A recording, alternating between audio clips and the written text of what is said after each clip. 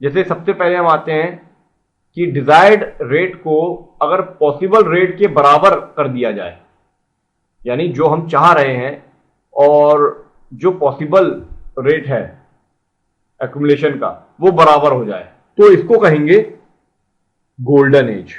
और अगर हमने थीटा को कांस्टेंट मान लिया है अंडर फुल एम्प्लॉयमेंट, तो के अपॉन एन क्या होता है? थीटा। हम पीछे कर चुके हैं, हमने थीटा लिया था, तो के क्या हो गया? के हो गया आपका एन थीटा।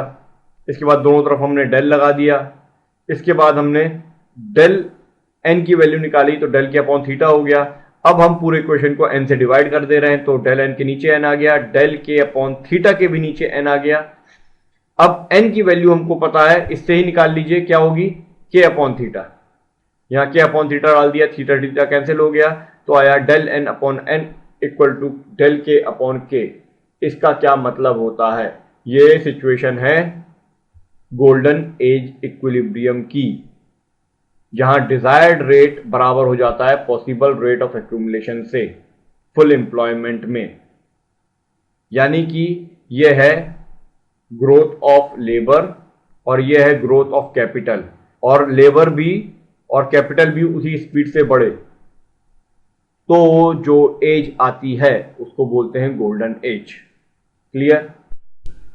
यानी कि गोल्डन एज में फुल एम्प्लॉयमेंट इक्विलिब्रियम होता है और पॉपुलेशन की जो ग्रोथ रेट है और कैपिटल की जो ग्रोथ रेट है ये दोनों बराबर हो जाती है। और क्या क्या होता है?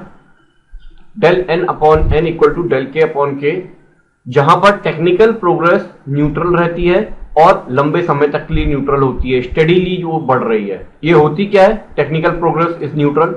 टेक्निकल प्रोग्रेस न्यूट्रल का मतलब ये होता है, अगर हम वैल्यू देखें कैपिटल की वेजेस के टर्म्स में, जो हर व्यक्ति को मिल रही है जो एम्प्लॉयड है, वो बदलना नहीं चाहिए जब एक्यूमुलेशन होता है।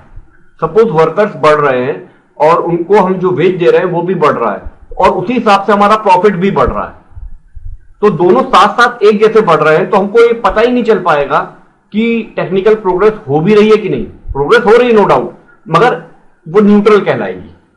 ये कहने का मतलब है कॉम्पिटिटिव मैकेनिज्म जो है उसमें फ्रीडम होना चाहिए, पॉपुलेशन ग्रोथ स्टडी रेट से बढ़ना चाहिए, और जो एक्यूमुलेशन है कैपिटल का वो इतना फास्ट होना चाहिए कि सप्लाई को कंपनसेट या सप्लाई की पूर्ति कर सके। रेट ऑफ प्रॉफिट भी कांस्टेंट होना चाहिए और लेवल ऑफ वेजेस राइज होना चाहिए अकॉर्डिंग टू दी आउटपुट पर मैन। जितना व्यक्ति आउटपुट दे रहा है उसी हिसाब से उसकी वेजेस भी बढ़नी चाहिए, वो भी रियल वेजेस। ऐसी कोई कंडीशन आ जाए तो उसको गोल्डन एज मिसेस जॉनसन ने कहा है। इसको हम लोग एक डायग्राम से समझते हैं। ये डायग्राम है, यहां पर जो कैपिटल लेबर रेशियो है के अपॉन एन वो लिया गया है, या जिसको अपन ने थीटा मान लिया था, और ये पर कैपिटा आउटपुट है यानी कैपिटल आउटपुट रेशियो। यहां पर हमने लेफ्ट साइड यानी कि इस जीरो से इधर यानी ओ से इस तरफ, ये हमने लिया है ग्रोथ रेट ऑफ लेबर इसी हॉरिजॉन्टल लाइन में, और कर्व ओपी यहां से लेकर यहां तक, ये जो कर्व है ओपी ये शो करता है प्रोडक्शन फंक्शन। क्लियर? इस कर्व के हर पॉइंट पर कैपिटल लेबर का रेशियो पता लगता है कितना है। तो अगर हमको कैपिटल एक लेबर पर कितना लग रहा है और उसको वेज कितनी दे रहे हैं ये पता करना हो, तो किसी एक पॉइंट को हम कंसीडर कर लेंगे।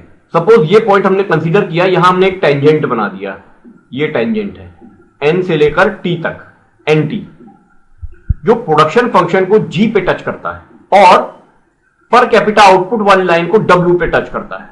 ये पॉइंट जी ये शो करता है कि यहां पर capital labour ratio golden age का है, जिसको हम मेजर करेंगे ओ के से, ओ से लेकर के तक का जो कैपिटल लेबर रेशियो है, यहां तक पहुंचने पर पता लगता है कि ये गोल्डन एज अचीव कर ली गई है। और पर कैपिटा आउटपुट उस समय कितनी होगी? ओ ए, यहां से लेकर ए तक। अब इस ओ ए में से ये जो ओ डब्ल्यू है यानी कि ये वाला हिस्सा ओ डब्ल्यू, इतना ये हमने वेजेस पे की है, और WA या EG ये वाला हिस्सा, WA या EG ये वाला हिस्सा, WA या EG ये वाला एक्स्ट्रा है हमारे पास। OW तक हमने वेजेस पे की हैं और WA हमको सरप्लस मिला है, ये हमारा प्रॉफिट हो गया। ठीक है, हमारे कैपिटल के ऊपर हमने जो कैपिटल लगाया उसके ऊपर हमको इतना प्रॉफिट मिला है, ये जो रेड में है। तो ये फिगर प्रूफ करता है कि ग्रोथ रेट यानी कि EG, ये EG अपॉन EW, ये EW क्या है और EG क्या है? EG है एक्स्ट्रा प्रॉफिट जो हमको मिल रहा है, उसको हम डेल के बोलेंगे, और EW क्या है? वो कैपिटल जो लगाया जा रहा है, यानी डेल के अपॉन के, EG अपॉन EW हो गया। और OW upon ON, OW upon ON इस तरफ, ये OW और ये ON।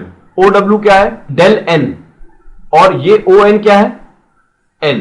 तो ये दोनों जब बराबर होंगे तो 10 alpha equal to 10 beta. 10 alpha का मतलब क्या हुआ? EG अपॉन EW, और 10 बीटा का मतलब क्या हुआ? ये OW अपॉन ON। ये दोनों बराबर हैं।